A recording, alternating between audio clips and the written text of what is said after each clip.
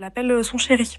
Et elle lui dit, mais attends, pourquoi tu vas dehors quand elle appelle son chéri, quoi? Puis déjà, elle a un chéri alors que ça faisait 10 jours que son mari était décédé. Bref, ça c'est encore autre chose, mais voilà. Et en fait, elles avaient les clés l'une de l'autre, de leur appartement. Elle prend le double et là, en fait, elle tombe sur ma mère qui est dénudée. Et en fait, elle était avec le brouteur dénudé devant l'ordinateur. Mais pourquoi elle fait ça, quoi?